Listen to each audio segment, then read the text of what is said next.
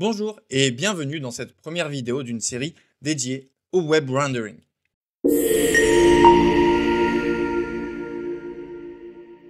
Nous allons faire une petite introduction au sujet, poser les bases et comprendre ce qu'on entend par web rendering. À la fin de cette vidéo, vous serez capable de comprendre le parcours complet du chargement d'une page web, comprendre le rôle du navigateur dans le processus de rendu, identifier les premières métriques de performance liées au rendu et connaître les outils de base utilisés pour analyser les métriques de rendu.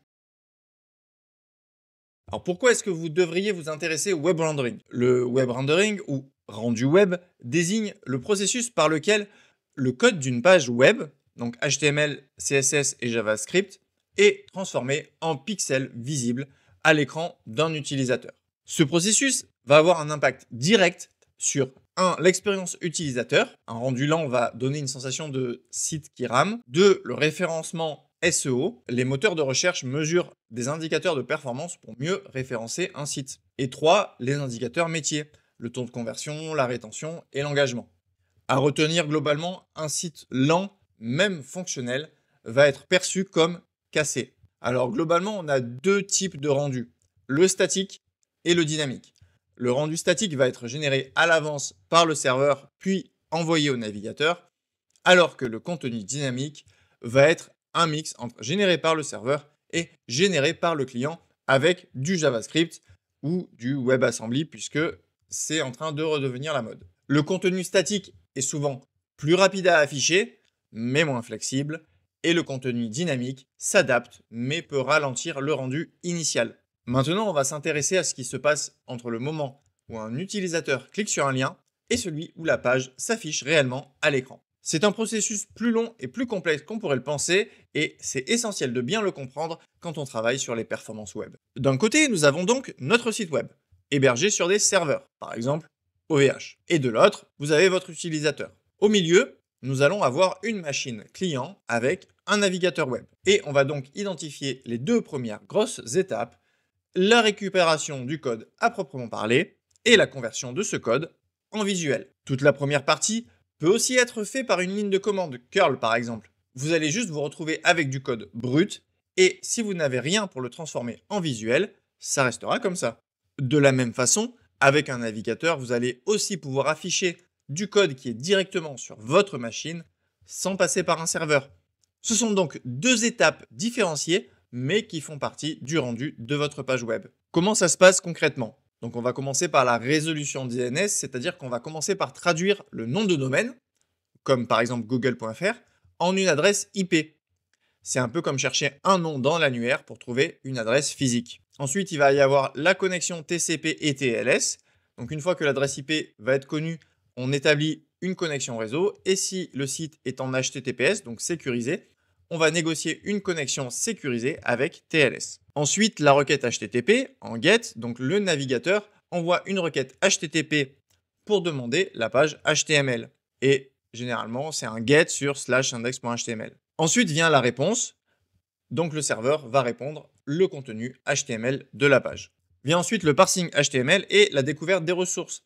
Le navigateur commence à lire le HTML et en chemin, il va découvrir qu'il a aussi besoin de charger du CSS, du JavaScript et des images et il va donc devoir aller les chercher.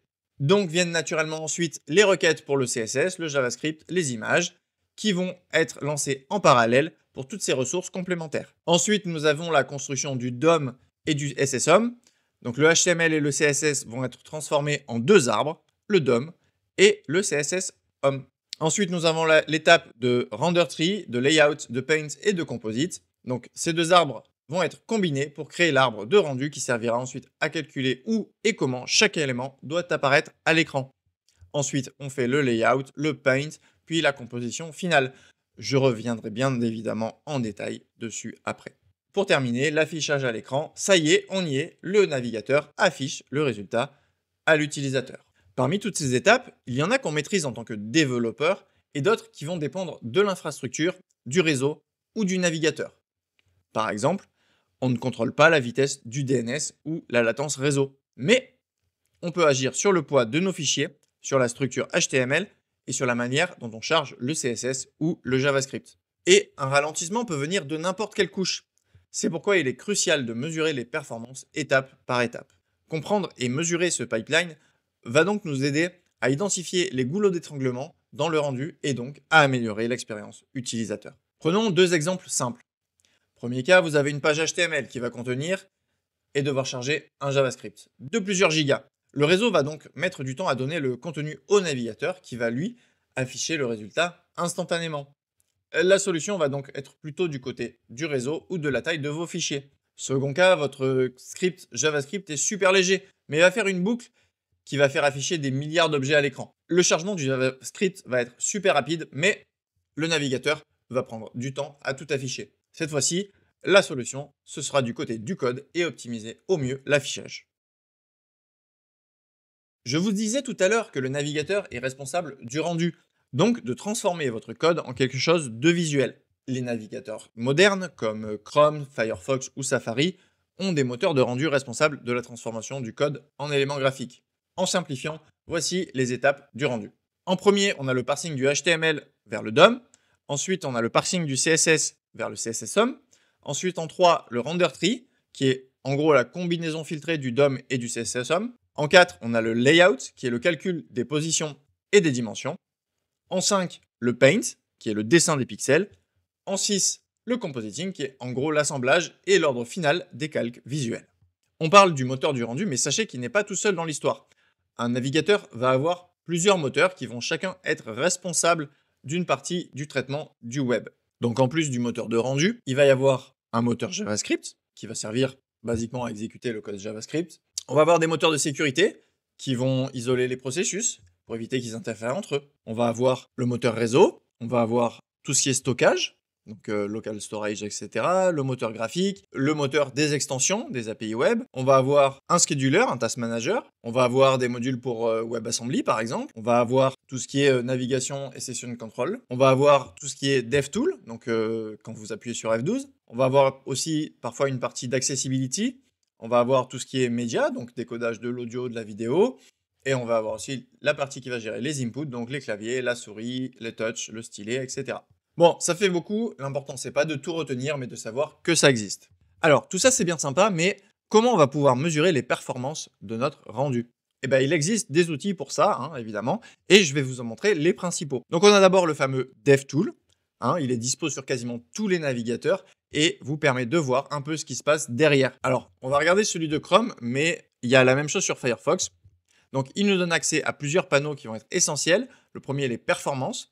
Il permet d'enregistrer une trace complète du rendu avec les étapes clés, le parsing, le layout, le paint, le compositing. Et c'est ici qu'on va identifier les frames qui sont trop longues ou les reflows qui sont coûteux. On a l'onglet Lighthouse qui va permettre une analyse globale. Lighthouse fournit un score de performance et identifie des opportunités d'optimisation sur le rendu, comme la taille des images ou les styles bloquants. Il va y avoir aussi l'onglet Rendering. Il va permettre d'activer des superpositions comme le Paint Flashing ou le Scroll Performance Issue pour voir directement ce qui repaint et provoque du junk. Et si vous travaillez avec React, vous pouvez regarder du côté du React DevTool Profiler. Il va mesurer précisément le coût du rendu de chaque composant et on peut voir quels composants se re-render inutilement et combien de temps ils prennent. On a aussi des outils en ligne qui vont vous permettre d'analyser les Core Web Vitals et d'autres performances liées au rendu. Alors je vous en donne deux. Il y a Google Lighthouse, que vous pouvez utiliser aussi en extension navigateur ou même en CI, et aussi le site PageSpeed Insight, qui va vous afficher les différentes métriques pour un site que vous lui donnez. Voilà, c'est terminé pour cette intro au web rendering. On a vu comment une page passe du serveur à l'écran, le rôle du navigateur et les outils pour mesurer tout ça. Dans les prochaines vidéos, je vais vous expliquer le pipeline du rendu étape par étape et je vous montrerai les différentes métriques qui existent pour mesurer les performances visuelles. Avant ça, je vous donne un petit exercice à faire chez vous. Ouvrez des sites web avec les DevTools et Lighthouse et dites-moi en commentaire ce que vous découvrez. Évidemment, pensez à liker, vous abonner et on se retrouve très vite pour la suite. Ciao!